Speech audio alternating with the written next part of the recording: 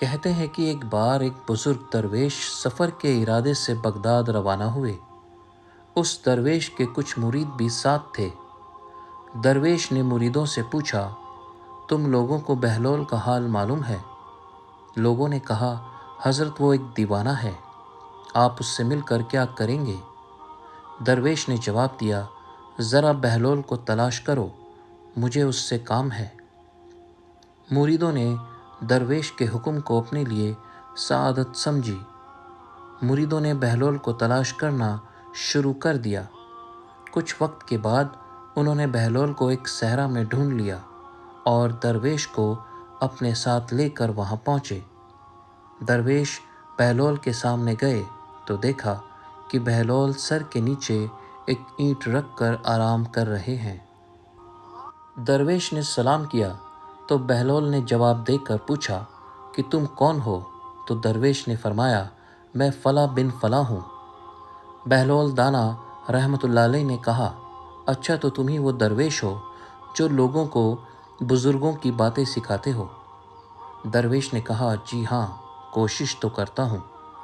پھر بہلول دانا رحمۃ اللہ علیہ نے کہا، اچھا تو آپ اپنے کھانے کا طریقہ تو جانتے ہی ہوں گے؟ درویش نے کہا، جی ہاں، پہلے بسم اللہ پڑھتا ہوں اور اپنے سامنے کی چیز کھاتا ہوں، چھوٹا نوالا بناتا ہوں اور آہستہ آہستہ چباتا ہوں، دوسروں کے نوالوں پر نظر نہیں ڈالتا اور کھانا کھاتے وقت اللہ کی یاد سے غافل نہیں ہوتا۔ درویش نے پھر دوبارہ کہا، جو لقمہ بھی کھاتا ہوں الحمدللہ کہتا ہوں، کھانا شروع کرنے سے پہلے ہاتھ دھوتا ہوں اور کھانے کے بعد بھی ہاتھ دھوتا ہوں۔ یہ سن کر بہلول دانا رحمۃ اللہ علیہ اٹھ کر کھڑے ہو گئے اور اپنا دامن درویش کی طرف جھٹک دیا۔ پھر ان سے کہا، تم انسانوں کے پیر و مرشد بننا چاہتے ہو اور حال یہ ہے کہ اب تک کھانے پینے کا طریقہ بھی نہیں جانتے۔ یہ کہہ کر بہلول دانا رحمۃ اللہ علیہ وہاں سے جانے لگے۔ درویش کے مریدوں نے کہا، حضرت یہ شخص تو دیوانہ ہے۔ درویش نے کہا، آؤ اس سے سچی بات سننی چاہیے، آؤ اس کے پیچھے چلیں، مجھے اس سے کام ہے۔ بہلول ایک ویران جگہ پہنچ کر بیٹھ گئے۔ درویش بھی ان کے پیچھے پہنچ گئے۔ بہلول نے پھر سوال کیا، کون ہو تم؟ درویش نے جواب دیا کہ میں ہوں وہ درویش جو کھانا کھانے کا طریقہ نہیں جانتا۔ بہلول دانا رحمۃ اللہ علیہ نے کہا، تم کھانا کھانے کے طریقے سے نا واقف ہو تو گفتگو کا طریقہ تو جانتے ہی ہوں گے۔ درویش نے جواب دیا، جی ہاں جانتا ہوں۔ تو بہلول دانا نے کہا، بتاؤ کس طرح بات کرتے ہو؟ درویش نے کہا، میں ہر بات ایک اندازے کے مطابق کرتا ہوں، بے وجہ اور بے حساب نہیں بولتا، سننے والوں کی سمجھ کا اندازہ کر کے خلق خدا کو اللہ اور اس کے رسول صلی اللہ تعالی علیہ وسلم کے احکام کی طرف توجہ دلاتا ہوں۔ یہ خیال رکھتا ہوں کہ اتنی باتیں نہ کہوں کہ لوگ مجھ سے بیزار ہو جائیں۔ اس کے ساتھ گفتگو کے آداب سے جڑی کچھ اور باتیں بھی بیان کیں۔ بہلول دانا رحمۃ اللہ علیہ نے کہا، کھانا کھانے کے آداب تو ایک طرف، تمہیں تو بات کرنے کا ڈھنگ بھی نہیں آتا۔ بہلول دانا درویش سے منہ پھیر کر ایک طرف چل دیے۔ مریدوں سے خاموش نہ رہا گیا۔ انہوں نے کہا، یہ حضرت، یہ شخص تو دیوانہ ہے، آپ دیوانوں سے بھلا کیا امید رکھتے ہیں؟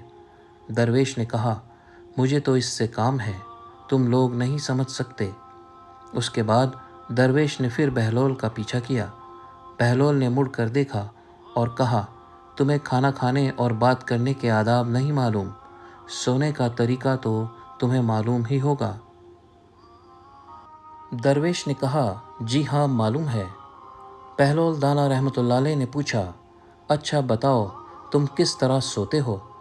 درویش نے کہا، جب میں عشاء کی نماز اور عبادت سے فارغ ہوتا ہوں تو سونے کے کمرے میں چلا جاتا ہوں۔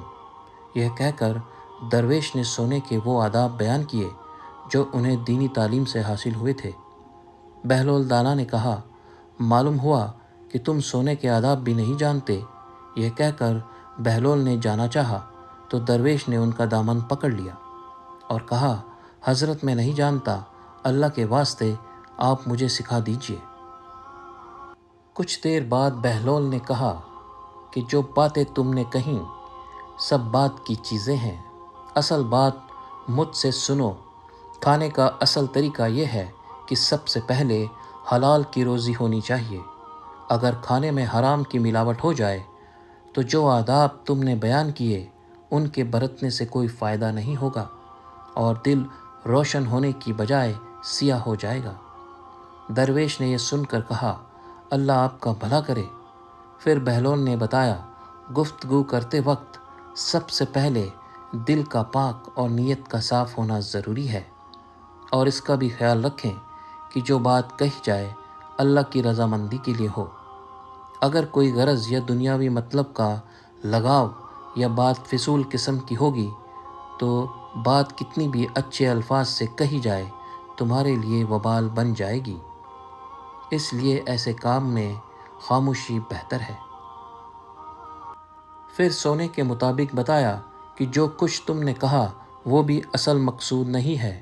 اصل بات یہ ہے کہ جب تم سونے لگو تو تمہارا دل بغض، کینہ اور حسد سے خالی ہو، تمہارے دل میں دنیا اور مال دنیا کی محبت نہ ہو، اور نیند آنے تک اللہ کے ذکر میں مشغول رہو۔ بہلول کی بات ختم ہوتے ہی درویش نے ان کے ہاتھوں کا بوسہ لیا اور ان کے لیے دعا کی۔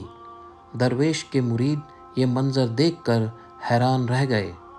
انہیں اپنی غلطی کا احساس ہوا اور یہ بات ان کی سمجھ میں آ گئی کہ ہر شخص کو چاہیے کہ وہ جو بات نہ جانتا ہو اسے سیکھنے میں ذرا بھی نہ شرمائے۔